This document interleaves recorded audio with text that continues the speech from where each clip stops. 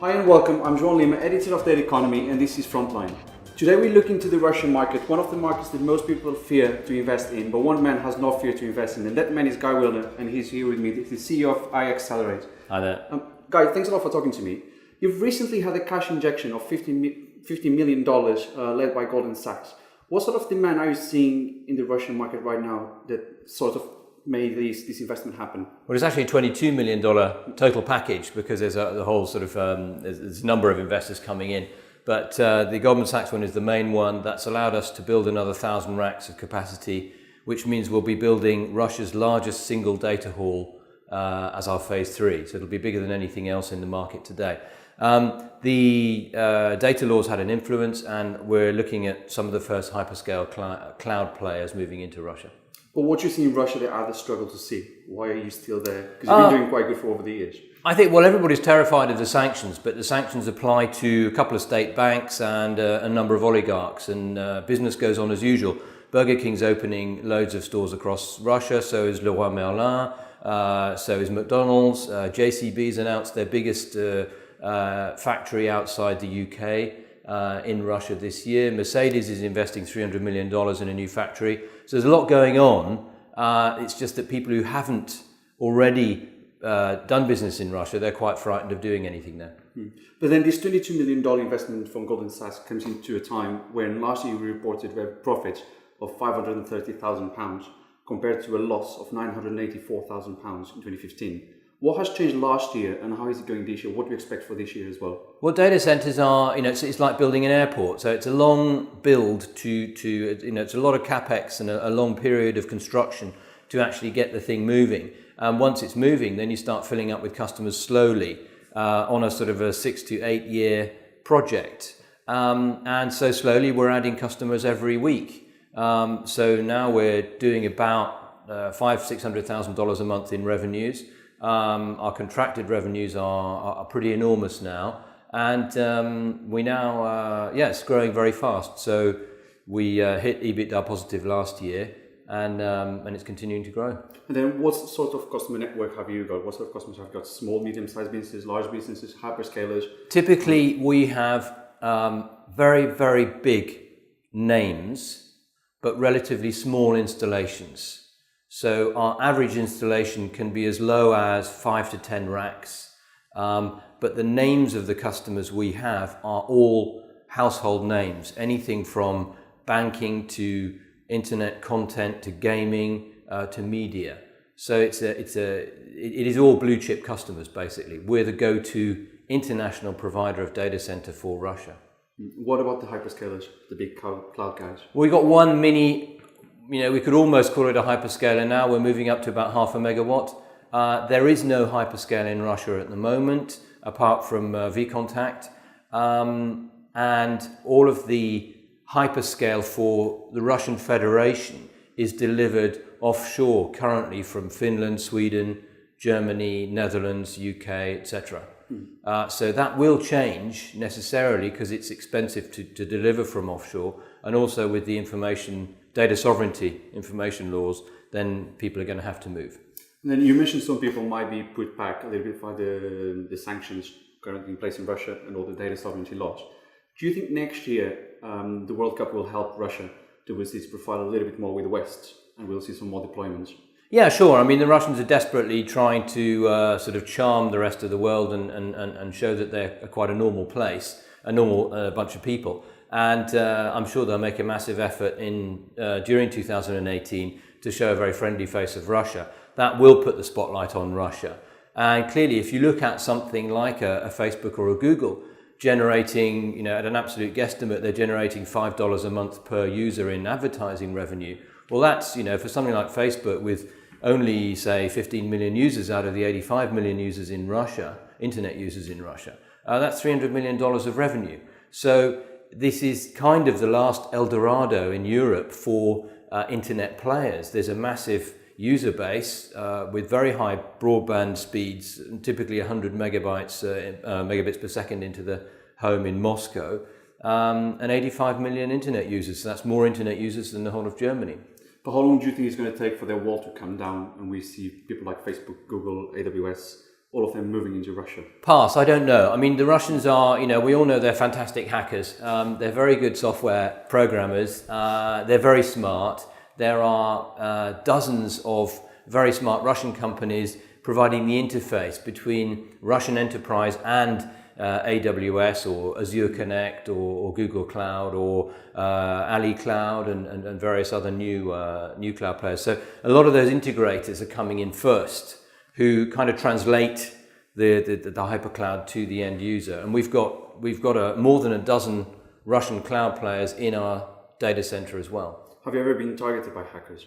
Russian hackers? Well, we're a data center, so if you target us, it's the 90,000 liters of diesel stored on site, or it's the batteries. But we don't actually do network. We don't do servers. We operate like Equinix, and we provide space and power and an environment and ecosystems and interconnects. So actually, hacking doesn't really.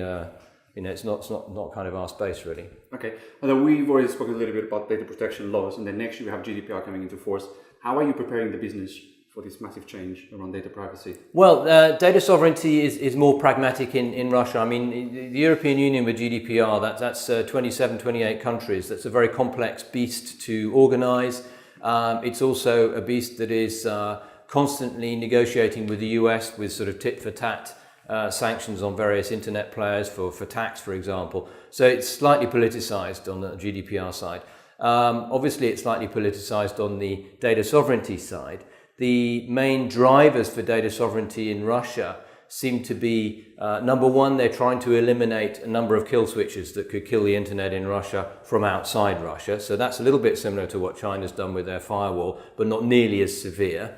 Number two, they want physical servers in Russia because then the jobs stay in Russia rather than the guys shipping out of the country once they finish their degree. So that's a number two. Number three is they want some tax revenue. And so this has become a global theme, is that the internet now is part of our lives, and therefore you've got to pay VAT and you've got to declare revenues, and if you're generating a pile of revenue out of a country, then you should be contributing something. So this is a problem that all countries are kind of approaching at the moment. And then, as we mentioned EU, and you said 27, 28 countries, have you benefited from Brexit at all? No, it's totally irrelevant. I mean, my operations are Russia. We're looking at a Kenya project. So frankly, I'm way outside the whole sort of European Union thing at the moment. Okay. And then you've recently also employed an international sales manager. Do you want to talk about that now? Yeah, I mean, clearly, if we are signing in Moscow, despite everything, if we're signing dozens of multinational corporations, then we need to work out who is working with these multinational corporations and get closer to them. And typically it still is a lot of telecoms operators, a lot of integrators who have global contracts with these players. So we need to get closer to them. So we've hired somebody who was at China Telecom and Tata, who's going to join us to go into that channel. We also have, we're now up to 17 people in sales and marketing. And for a little business like us, that's a lot. We have a Mandarin speaker in Moscow from Moscow State University Oriental Languages School. She's got a degree and a master's in Mandarin. She's now doing a PhD in Mandarin characters. So she's out in Southeast Asia every month at the moment, just come back from Hong Kong. And so we're trying to look that Russia looking east thing as well, because we've already got 3 Chinese customers in our data center in Moscow. Okay, that's quite interesting, because I think we spoke about 2 years ago as well about a fiber cable linking London to Moscow, Moscow to China, Beijing mainly. Has it come to fruition? Have you seen any plans coming into place? There are. It's still moving slowly, because you've still got Rostelecom and Transtelecom who kind of have a semi-monopoly on the whole Trans-Russia fiber. But you get smaller, punchy companies like Reton, who are really moving now, and they've got quite a lot of fiber going into Kazakhstan and then through into China. We've also got the northern route, which is going to happen at some stage with the undersea cable from Finland. So there is, it's growing interest. But if you look geographically, where are you going to stop if you're doing China to Europe? Well, where can you stop? Where you've got 40 million relatively wealthy people who are all tech savvy. Well, that's kind of Moscow. So if you stop in Moscow on the way with your network, you'll probably sell a whole bunch of bandwidth. Okay, but there's also people beyond Moscow. And what sort of expansion plans have you got for the wider Russia? Because you mentioned, for example, the hyperscales, they come from Finland into Russia. There's a huge market next to China, and you're sort of the bridge between the West and the East and the East and the West. What plans have you got? St. Petersburg, expanding beyond Siberia? Well, yeah, I mean, the Russian sort of tech economy, if you look at the more traditional parts of the business, of the economy, like banking, for example, there's a lot of money to be spent in those services in terms of modernizing them. So there's a whole pile of technological upgrade that needs to happen within Russia. You know, cloud really hasn't taken on very much in Russia, and yet they are very tech savvy. There's been a very big shortage of inward investment, that's sure. So the sanctions and the oil price crash have really affected that. And so that wave of modernization is due to happen at some stage. If you look at Russia, you know, an ex-Soviet economy, big cities, very urbanized population. You've got 19 cities with more than 1 million population in them. So in theory, you could have 19 data centers in Russia, you know, serving those local populations. Is that a goal of yours? Well, it'd be nice to see that. I mean, clearly, you know, if Goldman Sachs joining us, we don't want to sit around with our one Moscow campus. That's obviously not what we're going to do. When we sold our business to Equinix in 2007, we had 14 data centers across 4 countries. So yeah, clearly we want to do a bit more than that. Okay, is selling the business something that you think about, or at the moment it's not even on the table? No, it's not. It's not even worth considering at the moment. With the sanctions in place, there's no real sense in doing that.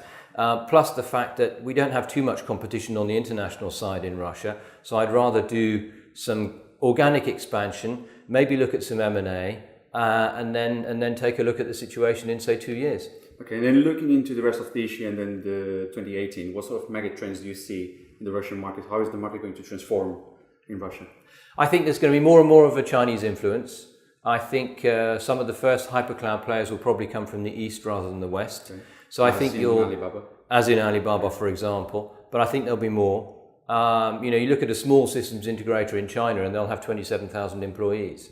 So this is, you know, it's a big economy and it's on Russia's doorstep. So there'll be more and more cooperation on that side. There'll probably be growing cooperation with Japan as well. So I think what we'll see is Russia becoming that integration point between the West and Western Europe and the East and Southeast Asia. Okay, Guy, thanks a lot for talking to me. Thank you. Don't forget you can follow Data Economy on LinkedIn, Facebook and Twitter, and also visit the website on www.data-economy.com.